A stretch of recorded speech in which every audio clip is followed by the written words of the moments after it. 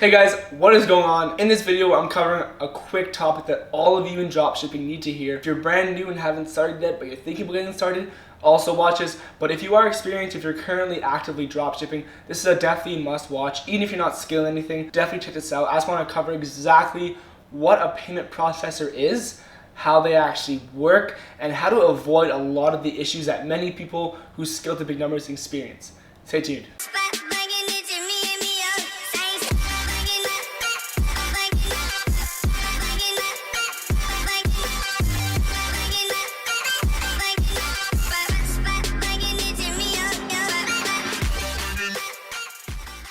Alright guys, welcome back into this video. If this is your first time visiting Ecom Street, welcome to the channel. Be sure to subscribe. Again, we cover all kinds of e-commerce and business topics every single week. If this is not your first time, you've been here a couple times, seen your videos, thank you for coming back. We really appreciate you and welcome to the family. So, payment processors, what are they? What do they do? Primarily, when you start off your dropshipping store and actually set up your payment provider, it's going to most likely be Shopify Payments, which is powered by Stripe. And so I feel like a lot of people have the misconception that that's actually their processor, when actually Shopify Payments is just a payment aggregator. So anyone that's actually applied for a processor before, they understand there's actually a whole application you have to go through. With Shopify Payments, there isn't really an application. You just enter like your address and you're good to go. You can additionally accept payments. So that's totally fine. It makes sense how they offer that, but I want you just to make sure that this is not a payment processor. It is simply a payment aggregator. So if you've realized after you begin doing a good amount of money every single day on your store, they're gonna start asking you for additional documents. Like they're gonna start asking you, for a business address, what's going on, what kind of products you sell, and here's when you might actually experience some holds. So I know endless amounts of people that have used Shopify Payments and never really looked into getting a new processor, and as they began scaling to 5, 10K a day, they experience some major issues, some major holds, and that leads to so many headaches. Because imagine owing your supplier all this money, imagine having to pay off your credit card for the Facebook ads and having all that money, but you're not getting paid out by your company, so you have no money. You might have to jump into your personal funds or even take out a loan, right? Who wants to do that? Nobody. Fortunately, there are solutions to this. Primarily, the main reason why all these holds happen on Shopify Payments and a few other processors is that dropshipping is labeled as a high-risk business model. So Shopify knows that a lot of their merchants are most likely selling items from China and drop shipping, and they label that as a high risk because number one, since your shipping times are so long, it could increase the chance of a chargeback. And when customers are opening chargebacks, they basically go to their bank and report that like they never received their item and they get their money back.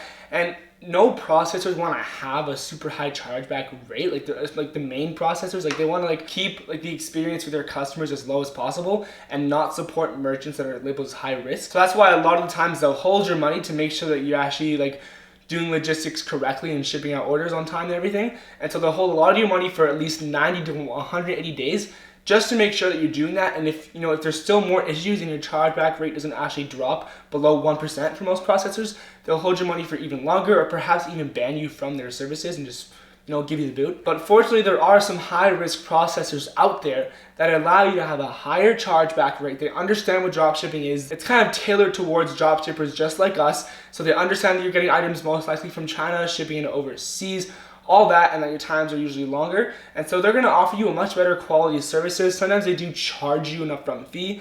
Again, some processors are a lot cheaper to sign up with, but they might, give you the boot later on. So that's why I strongly recommend having a high-risk processor. I currently use one. And again, they allow up to a 3% chargeback rate. And overall, they won't hold your money. So like the biggest reserve you're gonna experience with them is maybe 10%, 15%. Sometimes Shopify Payments will hold like 25% of all your transactions and any money that you have like not paid out yet for 90 days. So I experienced that before. I've also been banned from Stripe. So unfortunately now when I start all my stores, I can't even use Shopify Payments or Stripe. Right away to my high risk processor, which I'm totally fine with, right? There's no issues there. I get paid out on time. I can still run my ads and pay my suppliers. There's no issue. When you're brand new and starting out, it's not going to be a huge deal. You can use Shopify Payments. Yes, they're going to be powered by Stripe, but just remember that they are not a processor. They are a payment aggregator, and there is a difference between using Stripe and Shopify Payments. There is a difference, just to clarify that. But when you're starting out, you're getting your first couple of sales a day, totally fine. They're not going to bat an eye at you. It's totally fine.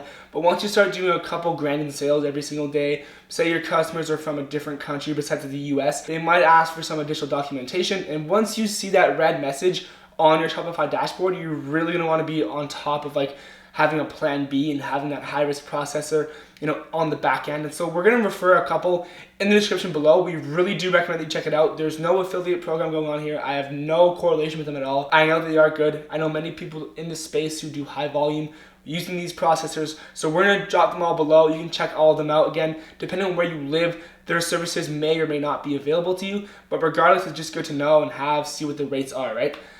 So bottom line here, guys, yes, as you begin to scale, it's a very good idea if you're shipping from China to, go and figure out a good payment processor to use besides Shopify payments. Again, like I mentioned, there's going to be holds, there's going to be reserves, they might give you the boot. So high risk processors for dropshipping is just a must. If you found any value in this video, guys, please be sure to give it a like or comment below. If you had any experience with any of these processors, feel free to leave your opinion. There's a huge community here that we're slowly building, so we really do appreciate you guys, and we will see you in the next video.